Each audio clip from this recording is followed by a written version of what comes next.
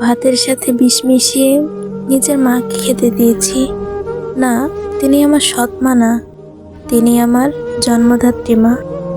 তবে তাকে মারতে চাওয়ার একমাত্র কারণ হলো পরকীয়া। ঘরে এত বড় যুবতী মেয়ে থাকতেও তিনি পরকীয়া করেছেন তার দেবরের সাথেই। কাহিনীটা বেশ কয়েক বছর ধরেই চলে এসেছে। আমার বাবা একজন ভালো মানুষ বলেই, তার চাকরির জন্য বাইরে থাকার কারণেই এখনো এই ঘটনা জানেন না। তবে ছোট থেকেই দেখে এসেছি মায়ের সাথে কাকার একটা সংযোগ আছে। ছোট ছিলাম বলেই আগে কিছুই বুঝে ওঠার সুযোগ ছিল না।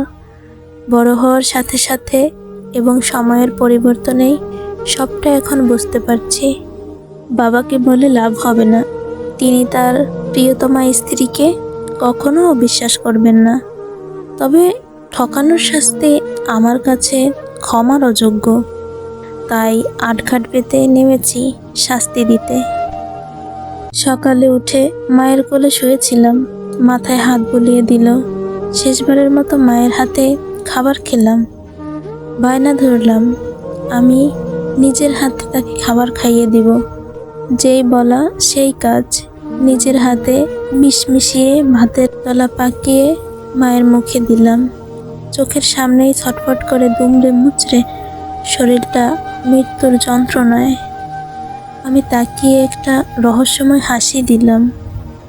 আনন্দ হচ্ছে কিছুটা। চোখের সামনে মায়ের মৃত্যু দেখা খুবই ভয়ঙ্কর। নিঃশ্বাস আটকে আসছে আমার। চোখ দুটো বন্ধ করে মায়ের মুখটা হাত দিয়ে চেপে ধরলাম। চোখ দুটো উল্টে শেষ নিঃশ্বাস ত্যাগ করলো আমার মা। নিথর হয়ে গেল শরীরটা। আমি একটা দীর্ঘ নিঃশ্বাস ফেললাম। রুমের দরজা বন্ধ করে কাকার কাছে গেলাম পায়েসের বাটি নিয়ে। সকালেই আমার জন্য তৈরি করেছিল মা। কাকাকে বললাম মা পাঠিয়েছে। কাকা একটা মিষ্টি হাসি দিল। এই হাসির মানে আমি জানি, বুঝি। আমিও পায়ের উপর পা দিয়ে বসে পড়লাম কাকার পাশেই। কাকা চেটে পুটে পায়েসটা শেষ করলো। আমি তাকিয়ে দেখছি মানুষ মৃত্যুর আগে কিভাবে তৃপ্তি সহকারে খাবার খায়। কে জানে, হয়তো কাকা বুঝেছিল এটাই তার শেষ খাওয়া। খাওয়ার পরে যা হওয়ার সেটাই হলো। মৃত্যু যন্ত্রণায় ছটফট করতে লাগলো।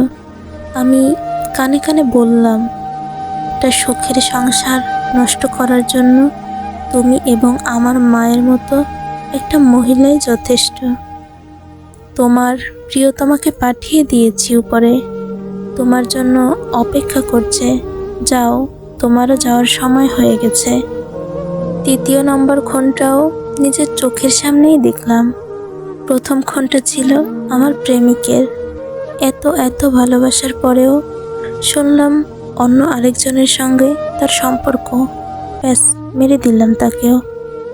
তুমি যেই হও না কেন, আমার কাছে ঠকানোর কোনো মাফ নেই। বাড়িতে কেউই নেই। বাবার উদ্দেশ্যে একটা চিঠি লিখলাম। চিঠিতে লেখা ছিল, প্রিয় বাবা, তুমি হয়তো জানতে না, তোমাকে বহু আগে থেকেই ঠকানো হয়েছে। তোমাকে বেশি ভালোবাসার জন্য তোমাকে ঠকানোটা মেনে নিতে পারিনি। তাই তোমার স্ত্রী এবং ছোট ভাইকে মেরে দিয়েছি। আমি স্বীকার করছি আমি খুন করছি। হয়তো তুমি বা তোমরা আমাকে খুঁজবে, কিন্তু এখানে থাকলে আমার শাস্তি হবে। আমি যেটা চাই না, তাই আমাকে খোঁজো না। তোমাকে ভালোবাসি বাবা, দুঃখ পেও না। ইতি তোমার আদরের মেয়ে। চিঠিটা লিখে রেখে দিলাম। বাড়ির পিছনে গর্ত করে দুটো লাশই এক গর্তে রেখে দিলাম। ভালোবেসে মরেছে, একসাথে থাকার অধিকার আছেন, এটাই তো চেয়েছিল তারা। তাই এক কবরেই দুজনকে মাটি চাপা দিয়ে দিলাম। এরপর বেরিয়ে পড়লাম অজানা উদ্দেশ্যে। দিক বিদিক হয়ে ধান ক্ষেতের আলের পাশ দিয়ে দৌড় দিলাম। এক পর্যায়ে বড় রাস্তার পাশে উঠতেই হুমড়ি খেয়ে পড়লাম। সন্ধ্যা হয়ে আসছে। এত এত সাহস থাকতেও সন্ধ্যার পরে বাইরে থাকা আমার সাহসে কুলায়নি। এদিক ওদিক তাকিয়ে দেখি পাশেই একটা ঝোপ নড়ে উঠল। আমি উঠে হাত পা ঝেড়ে আবার চলা শুরু করলাম, কিন্তু আমার দুর্ভাগ্য, ঝোপে নড়াচড়া শব্দ করা আমার পিছুই ছাড়ল না। হুট করেই পিছন থেকে কারো ডাক পড়ল। আমি তাকাতেই ঝোপের আড়াল থেকে বেরিয়ে এলো একজন সুদর্শন যুবক। যদিও চারদিকটা অন্ধকার ছিল, কিছু দেখা যাচ্ছিল না, তাও অন্ধকারে মনে হচ্ছিল সুদর্শনই হবে।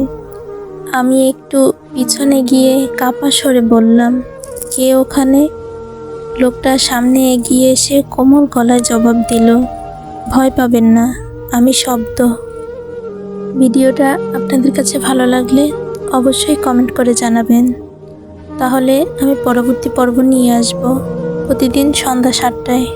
আর পরবর্তী পর্ব পাওয়ার জন্য আমার চ্যানেলটাকে সাবস্ক্রাইব করে দিবেন, আর ভালো লাগলে একটা লাইক করে দিবেন।